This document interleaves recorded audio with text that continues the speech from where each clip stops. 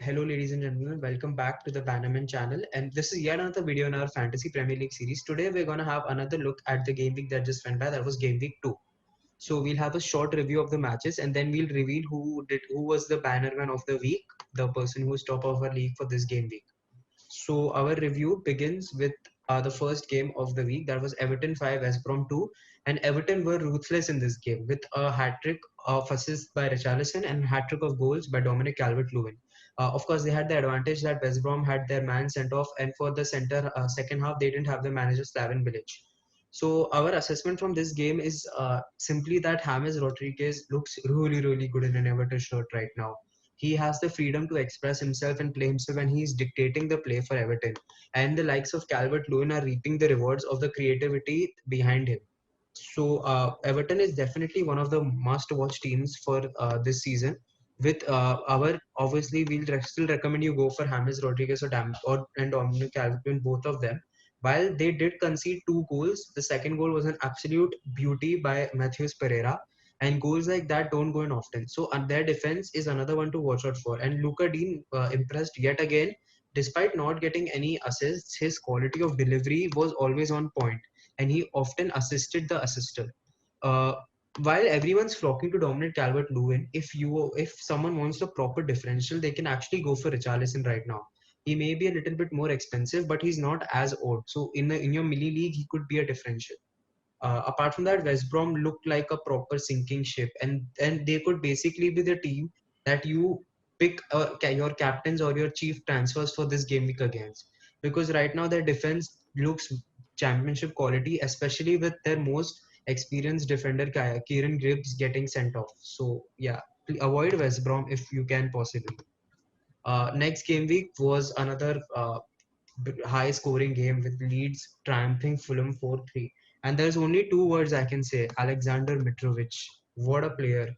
Another 2 goals for him, and he's continuing where he left off in the Premier League last season, banking in goals for Fulham. Hopefully, this time he can continue the hot streak for a lot longer and actually keep Fulham in the Premier League. Leeds' defense is definitely struggling to cope without the influential Ben White, who has gone to Brighton now. And his style of play is something that Pascal Struijk and Liam Cooper are not able to replicate, and hence they are conceding a lot of goal, even though they have scored a lot of goals till now.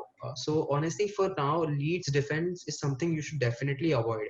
Same about Fulham. On Fulham, only player worth picking is actually Mitrovic for now, because we don't actually have a clear idea of who their other assets will be. In Leeds, Helder Costa looked really good. And it seems as if Patrick Bamford, the competition in the form of Rodrigo, is motivating him, and he's playing better than he actually did in Championship. Sorry. So definitely he is one of the cheap forwards that you can go for. So moving on to the next game, that was Manchester United facing Crystal Palace at Old Trafford. A lot of buzz, a lot of hype. More than 5 lakh ins for Bruno Fernandes and over 2 lakhs for Rashford. Even Greenwood getting in a couple of teams as well. But then United looked very dull and jaded, tired, and everything. It was like everything fell apart for them, and it was more like seeing the teams from the Van Gaal and the Mourinho tenant. Manchester United looked very dull, and they lost 3-1. Zaha scored a brace, and Townsend also chipped in with a goal. As for Manchester United, their debutant Van de Beek was the only positive for the match, as we feel. And also, United were unlucky towards the end of the match, but then there is no excuses for the fact that they were very dull. They didn't attack, and also they were getting ripped apart in every counter attack as far as Zaha was on the ball. Moving forward to the next match, that is Arsenal against West Ham at Emirates. Arsenal managed to get on a win, 2 wins in 2 matches. They beat West Ham 2-1, but their second half performance was very, very dull again. Same like Manchester United, they lacked intensity, and most importantly, they were ripped apart through one single stroke of attack. West Ham were good on the ball in the second half, but as soon as they got the chance in the first half, they scored the only goal of the match. And for Arsenal, the goal scorer were the coach for Alexander Lacazette scored, and then towards the end, the super sub Nakitia came on. Ceballos also came on, and he assisted him. And it was just one period, one breeze of attack which took West Ham by storm, and that was it. But Arsenal's defense does look shaky. They have that same problem. Also, their midfield is unable to contribute, and their front three is good, but they are unable to get the support from the midfield, and the defense looks shaky. And as for West Ham, they have lost 2-2. Also, they have very tough fixtures coming up. And though the score lines don't justify how they have played against Newcastle as well as Arsenal, but definitely the ones to be avoided as of now. So our next game was Southampton versus Spurs. What a game it was. A delight for the fantasy football managers. Danny Ings scoring a brace, Son Heung-min scoring 4 goals, Harry Kane assisting 4 goals and even scoring one. What a game it was. Southampton dominated the first half completely, but were unlucky to go into halftime with the scores 1-1. But in the second half, due to the introduction of Giovanni Lo Celso, Spurs completely changed the game. They were ripping the Southampton defense apart in every counter attack, and you can see that by the scoreline. They raced to a 5-1 lead, and obviously they conceded late on. But again, because of the favorable fixtures, Spurs' assets look really good, especially Son and Kane. So you ought to have either of them. And yeah, and our second game is Newcastle versus Brighton, which ended 3-0 to Brighton. Brighton raced to a 2-0 lead inside 8 minutes. Neil Maupay scoring a brace. And once again, Tariq Lamptey looked brilliant in attack.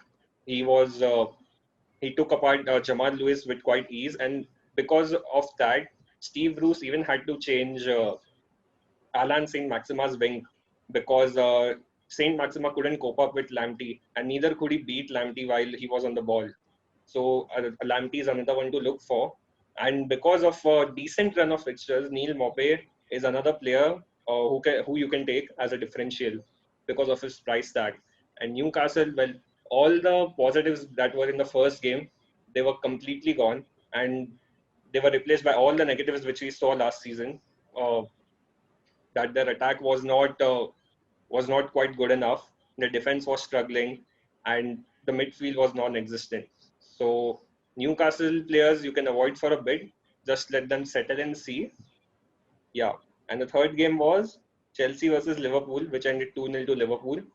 Chelsea in the first half, Chelsea and Liverpool were quite balanced, quite equal. But after the red card, the game changed. We all saw what Thiago can do on the ball and how strong Liverpool will be with Thiago in the mid. And Liverpool players, well, Mane and Salah, both are Mr. FPLs, and nothing to separate them. So Liverpool players look good enough. But for Chelsea, well, uh, only Werner is looking like the one to take, and others are struggling at the moment, Mount and Havertz. And Chelsea defense, well, from the last season, it's the same problem. They are struggling. They are struggling to keep clean sheets, so you can avoid them. Our next fixture was Leicester versus Burnley, which ended 4-2 to Leicester.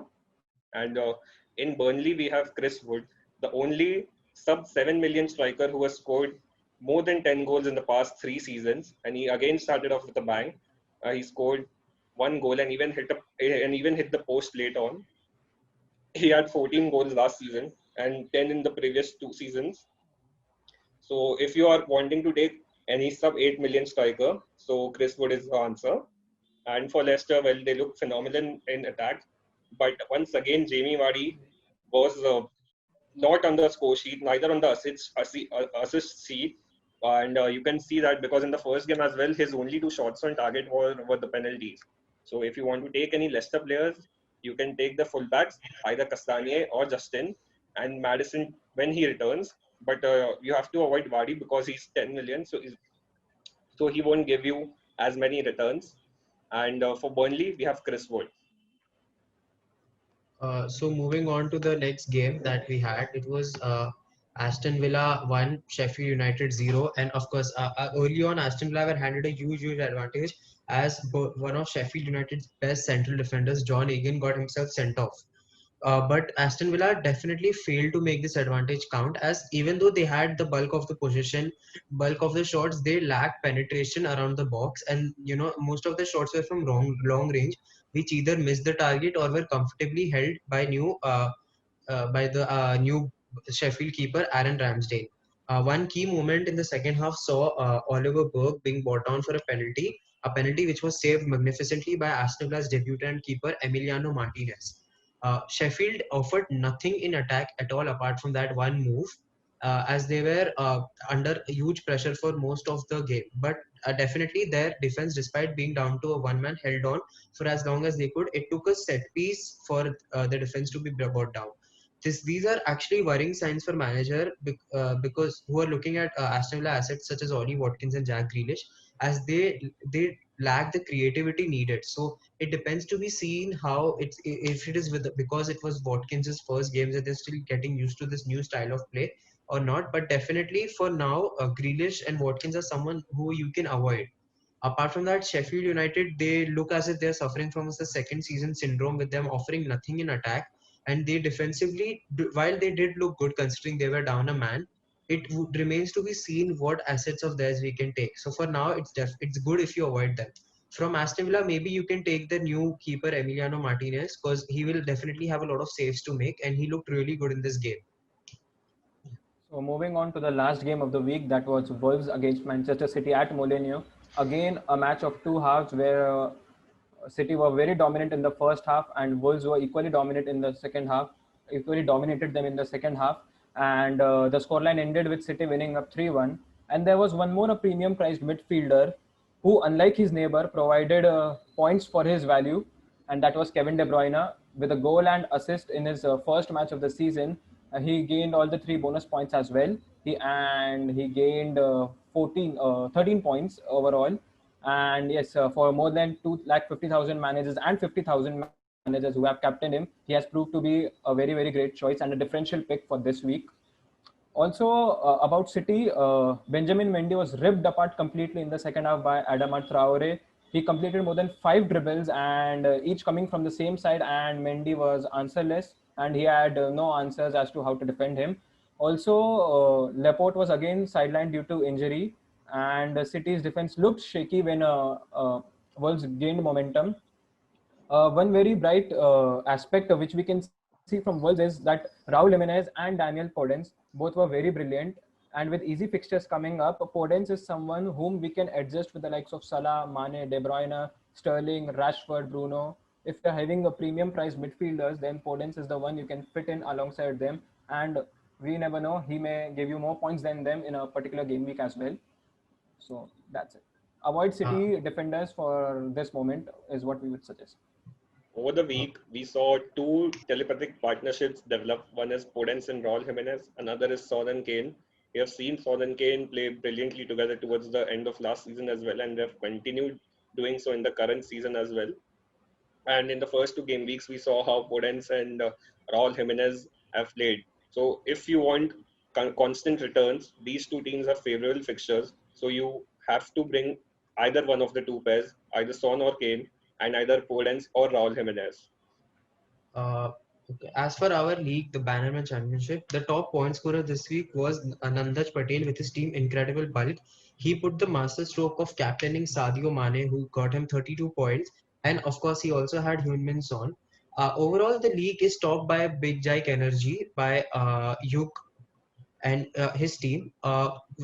He built upon a spectacular game week one where he had 70 points with 96 points, and incredibly captain Hyun Min Song for a huge tally of 48 points. So congratulations to both of them. And as for our league team, we scored 79 points this week, with us having Hyun Min Song in our team. But unfortunately, our captain pick of Aubameyang proved to be not a failure, but something that we could have easily gone with someone like Son and got more points. Apart from that, a very unfortunate that Saint Maximan had to be subbed off, hence only giving us 1 point. And Jamal Lewis picked up a yellow card, which caused him to, get a zero because of the two goals they conceded. So this will be it for this week. We will be sharing our transfers for for the upcoming game week 3, and our top picks, differential picks, and captain picks. in the next video that will be dropping later on this week. So do watch out So for the EFL games that are being aired tonight in order to keep up yourself up to date with the injury news and any rotation news. Yeah. So that's it for this week, guys, and we hope that you like the video. Hit the thumbs up button. Also, comment down below about your suggestions and how many points you scored and who did you captain this game week. Also, subscribe to the channel and hit the bell icon if you haven't to never miss an update on our upcoming videos. And that's it for this week, guys. We'll be back another video where we will be providing you with insights of another game week. And till then, goodbye.